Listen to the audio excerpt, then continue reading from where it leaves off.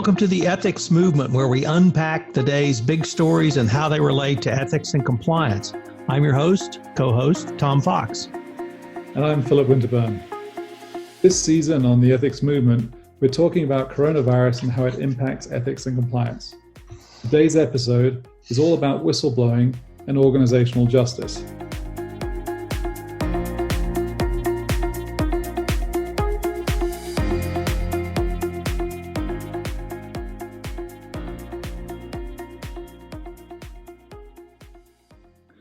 So Tom, when we look back at other crisis type events in the past, like 9/11 and 2008, it's clear in those times we experienced increases in allegations and reports coming into organization that there is an elevated use of the helpline, whether it's through the helpline, through proxy reporting, or walking into a supervisor's office. It's a time of fear, a time of anxiety, and people react by escalating some of those issues and concerns. So I was very interested to look into some of the data we're seeing in our system around that, to try and understand what is the experience that we're seeing. And we are in fact seeing an increase of reports, but below the top level numbers is where the really interesting data is. If you look at EH&S type reports, they've actually gone up 25% from March last year to March this year. There's been an increase this March by 25%. And then employee relations types of reports have actually dropped in the same period by 14%. And so this is a fascinating piece of data because I believe it reflects obviously the increased concern around safety, but there's a reciprocal motion around people focusing on what's important, I think. And so there's some of maybe the lower important, less important concerns that get raised sometimes as employee relations types issues that are more around relationships in the office and those sorts of things. They seem to have dropped off. So I wanted to ask you, first of all, Tom, with those numbers, what you're hearing and what you're seeing out there in society today, what are your thoughts along those lines? Well, Philip, the number that EHS is up and ER is down, I think that should be something every company can and should build on. If you have an employee base who is focusing on what's really important during this time of coronavirus crisis and economic dislocation, I think that communicates you have a highly motivated workforce. And you have people who want the company to succeed and are willing to, and indeed are stepping up to do what is the most important for the company right now, whether that be strictly a crisis mode, whether that be a retrenching and looking into the future to see what steps, how they may navigate this crisis, or even if they're further looking, how they're going to come out of this crisis in the very changed world that we'll have. It also communicates that the concern employees have is really around environmental health and safety, and that you as a company need to move to address those concerns. You need to communicate with your employees. You need to keep that level of trust, which allowed them to communicate with you by communicating back with them on their specific concerns. Some of these reports may be broad enough or give you enough information that you're able to ascertain, this could be a little bit bigger problem than we had foreseen, or even people are concerned about it. So we're going to address those concerns directly. But I think that number is incredibly interesting, but more than simply being interesting, Philip, I find it really a positive number and something that a company can build on for the future. Absolutely, Tom. I actually had the benefit of the last couple of weeks. I've been speaking to a few of our customers, and there is in the conversation as we talk about not so much today, but what's coming tomorrow. So as we look to coming out of this crisis and how the world will have shifted in that time, and I was asking what's front of mind for them, it is this awareness now that there's going to be heightened sensitivity around health and safety. And that may have been something that's dropped off people's radars in some cases, or at least diminished, particularly around the big push around information security that we've seen over recent years. But it's going to be back on the radar, I think, as we emerge from the coronavirus crisis go through the economic challenges and come out the other side of this. So it is an area that I certainly will expect to see increased investment and effort within the programs of our customers. The other area that is fascinating, we've seen in the press, there's several reports of medical professionals around the world raising concerns and then being retaliated against, whether it's from lack of resources, working conditions, and so on. And we also in the US saw the report about the naval captain who reported a concern for his ship and was trying to escalate that issue about the crew, and was relieved of his duties as a result. And so there's this increased fear of retaliation, I think, that's out there. And so as we dug into the numbers, I thought I'd have a look at some metrics that are usually good proxies for trust or lack of trust. And so we looked at how are people actually reporting concerns, and are they still reaching out to their supervisor? Are they or are they going to the helplines? Are they going to the phone line or the web? How are they reporting their concerns? And really interestingly, we've seen a 9-point drop in reports going to supervisors. And so people are now leaning more on the helpline, whether through the web or the phone, than they are in terms of talking to a direct supervisor during this period. Partly it may be because they're working from home. The other very interesting metric that's related to trust is anonymity rates. And we've seen a 9.5 point increase in anonymity rates in the same March to March time period. So there's this big swing to people protecting themselves by using anonymity, which is also a bad marker for us as a society because it's reflecting that sense of fear and fear of retaliation. So Tom, I was wondering your thoughts around those two numbers and what you think that means for us in the ethics and compliance community. Philip, I view that as information, and it's information that every company needs to not only digest, but act upon. And once again, if we have had one theme throughout this podcast series, it's been trust. And that the trust factor is absolutely critical. It's not simply that people are feeling alienation because they're working from home, but they're feeling fear. They're not sleeping. They're waking up worried and not going back to sleep. They read in the paper. They may read in the paper about their own company and find out in that manner. So being able to alleviate that fear through communications, I think, is critical. And I think that number really speaks to not simply but a fear, but it's information that every company needs to understand that there is an opportunity there. And the data is telling them that employees want to be communicated with. They want to be able to feel that trust. They want to have that relationship that they can communicate. As to why there's specific anonymity, obviously the press reports of whistleblowers being fired, retaliated against, and discriminated against are on the forefront of many people's minds right now. But a company can, once again, use that information and address that and make it clear that we will brook no retaliation, period. And that's a core value of our company because we want you to come forward with whatever report that you choose to make. So it's incredibly valuable information. And I hope that companies who receive that information would use that information going forward. I'll do a shameless plug here because this, for me, also reflects the absolute importance of benchmarking data, because not only is it about understanding the metrics that you see in your organization, but seeing the metrics for the wider community and understanding how you fit in that trend. So if you saw a swing in terms of anonymity levels or in terms of helpline reporting levels, it's good to know whether that's a societal shift or whether that's just a shift within your organization.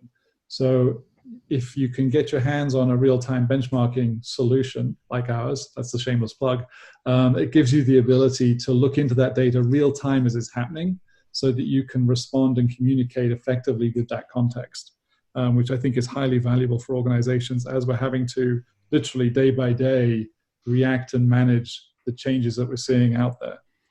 But this brings us onto this topic of retaliation around helplines and within organizations. And I think it's a really important area in terms of how are you monitoring and checking to ensure there is no retaliation in your organization. Organizations will often run their annual survey, and there may be a question in there about, would you feel safe making a report, or do you witness or have you seen retaliation? And those are fairly soft measurements. There are some hard data points that you can actually look to, and I challenge companies to start doing this. As you look at measuring retaliation, is go into your salary database and look at salary trends for whistleblowers compared to their peers. Look at the working hours that people are being given. If they're shift workers, are they always now having to work the night shift? There's subtle things like that that start to happen. Even look at medical leave. People who are being retaliated against will start taking extended periods of medical leave. And obviously exit interviews are a wonderful resource of insight.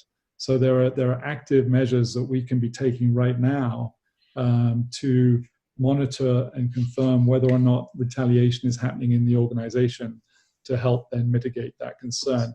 I'm wondering, Tom, what your thoughts are around those sorts of measures. So, Philip, you really brought up a much broader point that we've talked about over the years, but it really drills down to our topic today, and that's key performance indicators. Many compliance practitioners are, like me, lawyers. And as a lawyer, I just want to say, well, where's the KPI book? I'll go find the book. It'll tell me what the KPIs are, and I'll send and measure against the KPIs. As a compliance officer, you're only limited by your imagination. And if you choose to use some of the data that you just articulated, Philip, as a KPI, that's what a KPI is. What I'm trying to say in a very long-winded way is the information is there. The information is there for you to measure against, and utilize as information. And the key performance indicators can be a wide variety of data, but it's all there, and it's all within your own organization. And so that you can take that information and make the adjustments and see if there's retaliation. And it gives you a way to document that, as my mantra of document will always hold, that you have a process, you're using real documents that is auditable if a regulator ever comes knocking to find out why or why not you chose to make a decision. So that's a great set of information to look at, which forms a key performance indicator around whether there was whistleblower retaliation. It's not simply termination, but it's more subtle and perhaps even more invidious retaliation that is available. It's within your company's data, and it's not going to cost you anything to get. So in this day, in this time, I think those are all valuable tools. I think that's a fantastic point, Tom. The key message of the data's there. You just need to go and get your hands on it. There's so much information available within the enterprise that often ethics and compliance don't go and get hold of. And so encouraging people to reach out to their IT organizations, to other departments to get the data and information they can use, because there are great insights out there. I did have one other topic I wanted to raise with you, which is weaponization of helplines.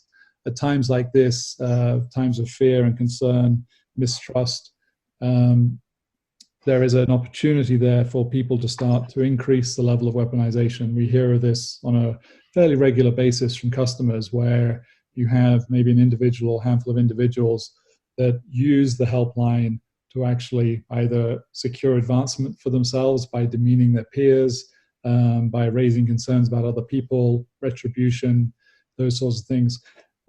What are your thoughts, Tom, around how can organizations help protect themselves from the weaponization of the helpline? So, Philip, that's actually, we're going to take that up after the break when I go through some of the specific tactics you utilize in a helpline and the tools that you need as a compliance practitioner, and we will flesh that out. So I hope our listeners will join us after the break.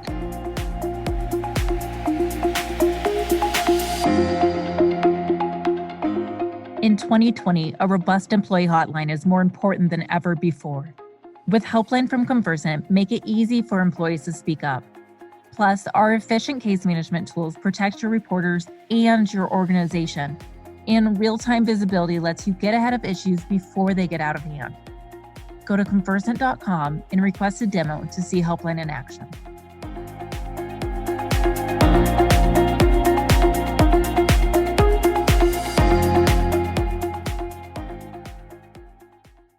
Philip, before the break, you asked me about the weaponization of a reporting line. And the way you handle that is that you have a fully robust reporting system at your company. Obviously, you have a hotline, but it's more than simply a hotline. You have trained your middle managers and others to accept information. Now, I recognize in the time of coronavirus crisis and the numbers that Convercent has seen, there's less reporting to your direct your direct supervisor, because many employees are working from home. So reports are coming in through the hotline. What is your process to receive that information? Who triages that information? Is that person trained on triaging? Is it a high-risk event? Is it a middle-risk event? Is it a low-risk event? Does it fall in potentially to a weaponization issue? What do you do with the information on the triage? Does the triage information get to the next level, which handles investigations? Do you have an investigation protocol? Do you have an investigation team? Has your investigation team and protocol been revised to do a off-site investigation or a remote investigation? Once you have done the investigation, does the committee get together and talk about this to determine, has this been simply a retaliation against a co-employee? Has it been a weaponization? Is the employee afraid they're going to be terminated, so they've put in a hotline complaint to prevent termination? Is something else going on? All of those can be diagnosed if you have a proper reporting system with your your protocols laid out, and that then you generate a report based upon that information. If there is a violation and if it needs to go to senior management, you can certainly do that. But if it's something else, do you need to get HR involved? Do you need to have counseling? There's a wide variety of remedial steps from any report up to, I suppose, reporting to a regulator if there's a legal or regulatory violation, but a wide variety of things the company can do in its own disciplinary system. So the way you handle a weaponization is hopefully the same way you would handle a whistleblower report, because it's not the report, it's not having a hotline, it's having a reporting system that handles every step in a manner which has been laid out. If you need to modify it, as I said, because of remote work, certainly. But it goes to something that you talk about quite a bit, Philip, that I really have come around to believing is one of the most important things for culture, and that's institutional fairness. Institutional justice, I used to harp on that, but I realize now that that's just a part of overall institutional fairness.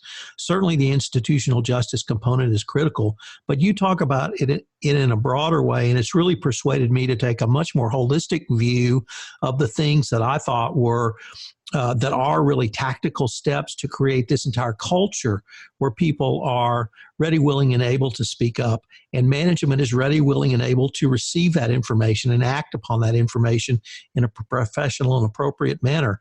Certainly during this crisis, there may be additional communications. There's going to be off-site. There's going to be remote issues, all of those things that we are dealing with in our everyday business now. But if you have the structure in place to do these things, I think you can handle really anything that comes through your hotline, whether that be a weaponized charge, whether that be a charge that is something less than a violation, all the way up to a legal or regulatory violation. That's fascinating, Tom. Just to refer our listeners back to episode 1, to dig into institutional justice, we spent some time in episode 1 talking about that and trust. So if anyone wants any more detail on that, it's all there in episode 1. On the culture side, I think that's fascinating. It's actually very, very relevant to this particular topic, is how you maintain and promote your culture in this, now that the workforce is distributed. And so much of it is about the informal systems, not just the explicit systems. So it's not what you say, it's what you do that counts. And so to really assess your culture is to go and see, what are people doing right now? Is it undermining your culture? Is it undermining your values? Or is it reinforcing them? Because that's going to go a long way towards driving that trust and reducing the fear within the employee base today. So Tom, let's go into some of the sort of details that people should be addressing right now in terms of How do you get out there and really help address these concerns that we're seeing? So we're seeing an increase of certain type of reports, reduction in others. We're seeing fear within the organization, lack of trust. So just some quick thoughts that you have on some steps people can take to actually reduce that fear and promote and raise awareness around the Speak Up line and the culture of the organization. Sure, Philip. One thing I do want to emphasize that a lack of reporting is information in and of itself. So if your overall numbers have gone down, that's telling you something. So be cognizant of information. Not having data does not mean it's not information. It means it's a different type of information. So you need to look at it in that manner. But as the information comes in, does it go to someone who is trained or professionally cognizant of how to look at a complaint? If you are working remotely, do you have access to the documents? Do you have access to the systems which would allow you to review documentation, which should be a part of your initial triage? The triage is critical to get the whistleblower complaint to the right people to have them investigated. We have talked a lot about having middle management trained to accept a whistleblower complaint. But what do you do this week, next month, when you're working remotely and your employee doesn't have that face-to-face contact with their direct supervisor?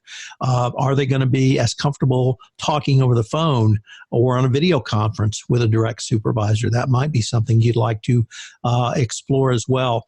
The sensitivity of taking and accepting the information, that may be changed now.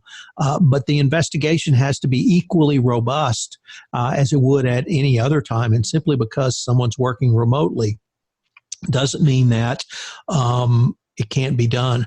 You have to communicate, and you have to communicate with a level of trust, with a level of sensitivity with your whistleblower. One thing I learned in another podcast, we were talking about how do you interview someone remotely. And we talked about, as a lawyer, I was professionally trained to watch their body language. And I mean their body, literally between their neck and their knees. That was where I was taught the most clues were. We are recording this via Zoom, so Philip and I can see each other. And someone said, and I thought it was incredibly prescient, they are focusing on the eyes. If I was interviewing Philip or he was interviewing me, we would be about 3 feet away from each other at a desk or a conference room table or some other location. I would not be focusing on his eyes. And indeed, if I was wearing reading glasses so that I could read the papers in front of me, I probably couldn't see his eyes. But because we are both relatively, I'm within 12 inches of the camera, I can see Philip's eyes in a manner that I typically couldn't.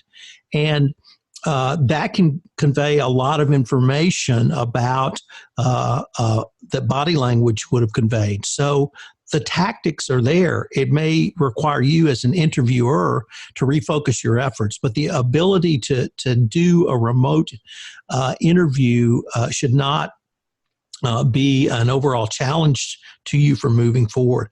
But once again, communicate with your reporter, the whistleblower.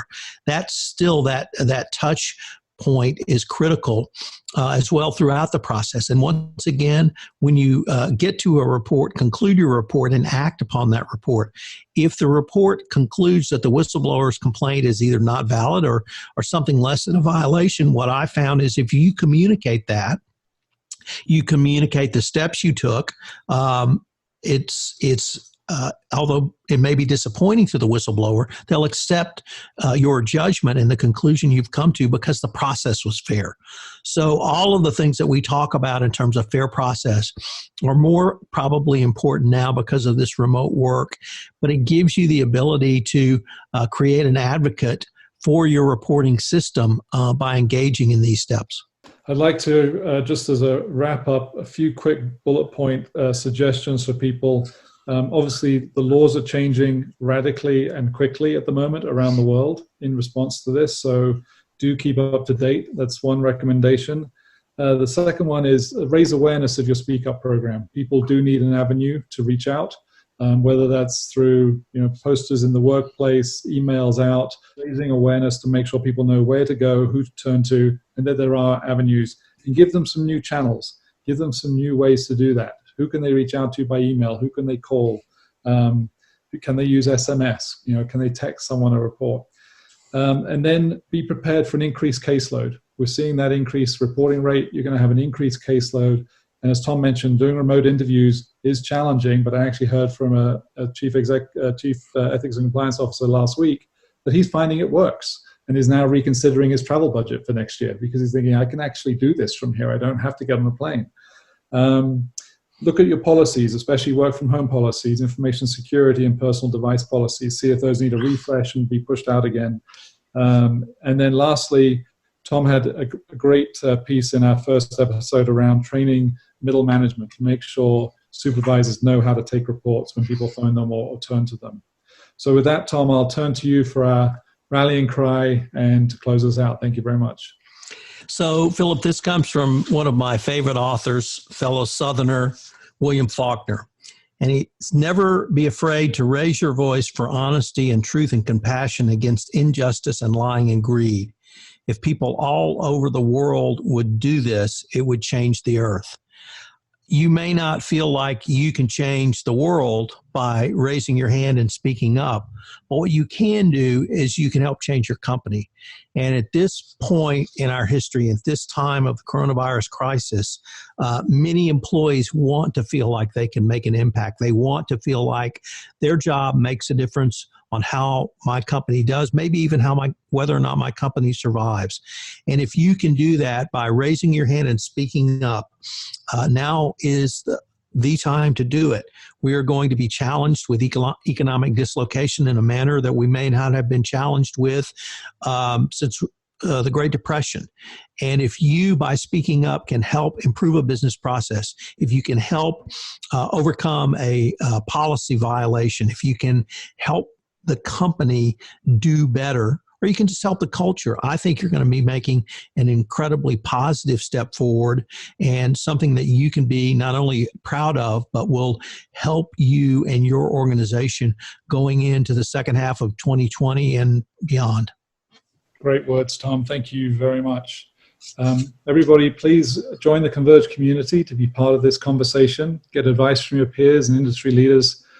Find new episodes of this podcast and get other great resources to help you change the world one company at a time. Thanks for joining us. I'm Tom Fox, the Compliance Evangelist. And I'm Philip Winterburn. Thank you.